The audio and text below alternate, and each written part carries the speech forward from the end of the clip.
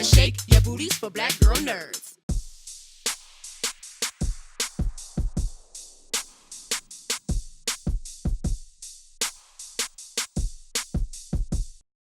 So, one of the things that kind of hit me was that you were breaking a lot of the tropes that black women are stereotypically in when they're in movies. And it brought me back to a movie of yours that I really liked, Deliver Us from Eva. Oh, yeah. Yeah. So clean it up. Yeah.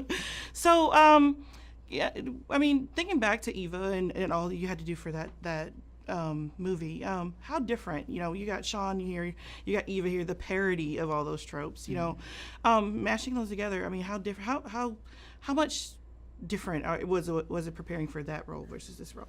Well, Yeah. Deliver Us from Eva was very much FUBU filmmaking It was. for us by us. So, and I was working with some of my best friends in the world. Yeah. Literally, Essence Atkins, Robin Lee are two of my best friends. Okay. Meaden was like our little sister. Dwayne Martin and D'Artagnan and Mel and then LL Cool J. Yeah. It was like living out, my teenage year fantasy. Like I get to kiss LL Cool J. Like no one's gonna stop me. Right. Okay. So we just had a lot of fun, and none of us had any control. None of us were breaking the bank. Well, probably LL. None of us were really making a ton of money, so we were just doing it because we loved it.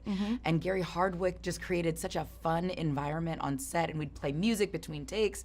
It was just a great freaking innocent time because I just didn't have a ton of experience.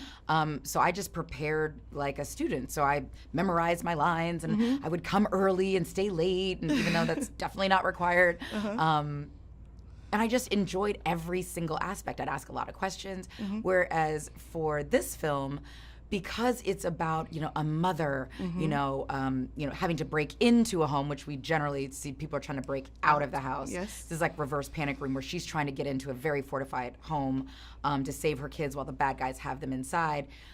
I had to sort of channel all that stuff that comes out when your kids are in danger. Yes. So, or you're a caregiver and your loved one, is in harm's way, and all those times that you've been underestimated. And you have to outfox, people who, who don't see your value, and you have to figure out how to save your damn self, which is most of us every single day. Every day. No one comes to save us. We save ourselves, and as women, we are constantly being undervalued.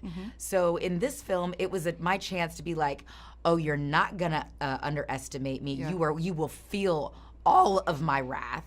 And I don't happen to be in the DC or the Marvel universe, but I'm a freaking superhero if you've ever seen one. Right. As are most women every day. Every day, yeah. Every damn day we're heroes. Yeah, that's great. Last question. So how do you geek out? This How do I black geek girl out? Black girl nerds, we have to ask, your inner nerd, how do you get in touch with your inner nerd? She's not far. No, I mean, my favorite place is in the bookstore or the library. Oh. Somebody was like, what's a piece of advice your mom gave you? And I was like, to respect your library card in the library, and you don't, keep books longer than necessary because There somebody you else go. is waiting for them. But I grew up really valuing peace, quite quiet and reading. So that's really sort of who I am. I love words with friends. I love playing Scrabble. I love playing, I have 22 games going currently on my phone at all times with words with friends. I just sort of value and really respect words. And the people I geek out on are like a guest star from Who's the Boss? From back in the day. I'm like, oh my God, you played Samantha's friend in the season 3 of Who's the Boss? And she's like, I did. Like the people that don't normally get the attention, I lose my shit over them. Right. And Janet Jackson. Okay, that was really, really great talking. Better shake your booties for black girl nerds. Better shake your booties for black girl nerds.